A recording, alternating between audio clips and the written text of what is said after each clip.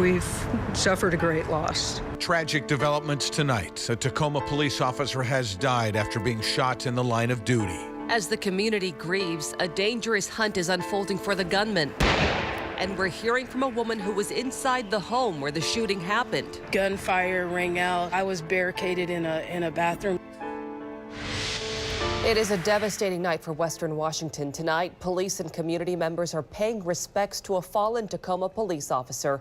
In the last 20 minutes, a procession escorted his body from Tacoma General Hospital to the medical examiner's office. This deadly night started as a domestic violence call. A man was fighting with his wife. He then locked her out of the house, and police showed up to see if they could help. That's when shots were fired and a Tacoma police officer fell. We have team coverage on this tragic loss and the standoff that is still unfolding tonight. We start with Komo's Joel Marino. An officer has been killed and the danger is far from over, Joel.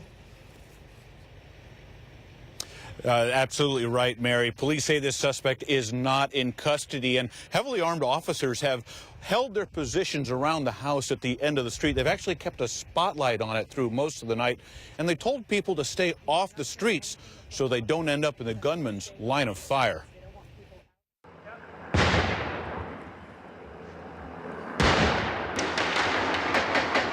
Flashbangs followed by a flurry of gunfire as police tried to force their way in on a barricaded gunman suspected of shooting one officer to death. The officer who was shot was responding to a domestic violence call with a partner. Almost immediately, shots rang out. It's unclear if officers returned fire. Several other people were inside the home as well. Christy Krosky, who rents the home to the suspect and his wife, barricaded herself in the bathroom before she was able to escape. She says police showed up because the suspect was fighting with his wife and refused to let her back in the house. They just said that they wanted to talk to him, and gunfire started, and it wasn't them that started it. There was definitely a lot of yelling before I heard the gunshots. Brandon Green was just across the street when the officer was shot.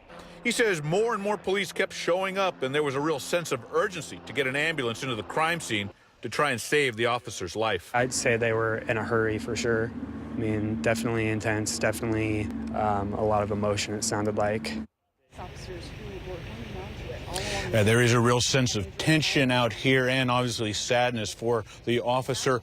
We have not seen a lot of police activity, however. We haven't seen a second attempt by officers to enter that home like we did a few hours back, at least from this vantage point. Reporting live here in Tacoma, Joel Marino, Komo News. Oh, what a tough night, Joel. Thank you very much. It was just after 9 o'clock tonight that a very somber spokesperson for the Tacoma Police Department came out of their headquarters and delivered the tragic news about their fallen officer. Komo's Keith Eldridge has been there since the shooting. Keith, hard to imagine the grief they are experiencing tonight, isn't it? Absolutely. Hard for us to imagine, but unfortunately we've seen this before. As you take a look at the wall here and a memorial that's no doubt going to grow by enormous amounts. So we've seen this before. It was just 7 years ago, exactly yesterday, when 4 Lakewood police officers were killed. And now tonight, many of those emotions are rushing back to the surface, and Tacoma Police and surrounding agencies are here tonight to honor the moving of the officer from the hospital to the medical examiner. It was a tough announcement for Officer Loretta Kuhl to make. We've suffered a great loss, and I think the community has suffered a great loss, and I don't know how to put that into words other than to say that everyone here appreciates the kind thoughts and the prayers that are going out to us. And again, remember that we still have a job to do. That's right, and they're in there right now. The commanders are figuring out a way to get that suspect out of there, have this end peacefully. They don't want any other officers put in harm's way, and they want to get the suspect out and do that without any further harm to anyone involved.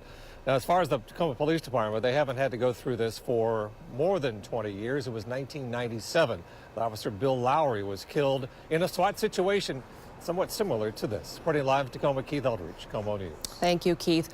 Heartbroken police officers have been gathering at Tacoma General as well as the medical examiner's office where the fallen officer has been taken this evening. Komo's Gabe Cohen is live there with the latest. Gabe. Mary. I'm going to step aside right away and show you. It seems the procession is arriving here at the medical examiner's office. As you said, it came from Tacoma General, bringing this fallen officer here to the medical examiner's office. We have been here for more than an hour. We've watched a crowd of people gather to pay their respects. Some people just from the Tacoma area waving American flags. We've seen tears. We have seen people giving each other hugs who just, again, wanted to be here to pay their respects, to honor this fallen officer. And for now, we're going to send it back to you in the studio.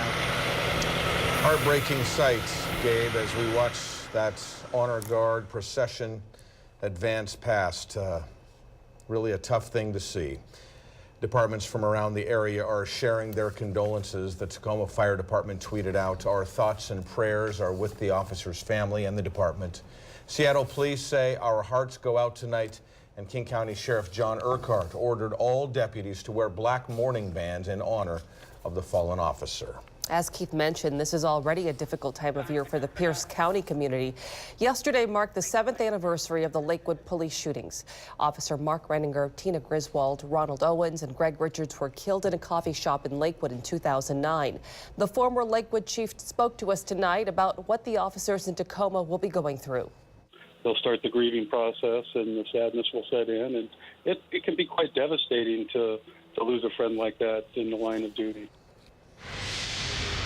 A terrible night indeed for the Tacoma Police Department and that officer's loved ones. It's a reminder for all of us, isn't it, how dangerous and honorable the law enforcement profession is. We're going to stay on top of this investigation and bring you updates in this newscast as we learn more about the officer, the suspect, and the events that led up to this tragic shooting. Right now, the westbound lanes of Snoqualmie Pass are closed due to a crash and multiple spinouts. This is a live look along I-90 near the summit. The crash is about a mile east of there. Westbound traffic is being stopped near Ellensburg. The State Patrol tweeted photos from the crash scene. Several semis and cars were involved. We're told no one was seriously hurt. Troopers say it will be a few hours, though, before they can clear the vehicles and reopen the lanes. Eastbound 90 is open with chains required except for SUVs.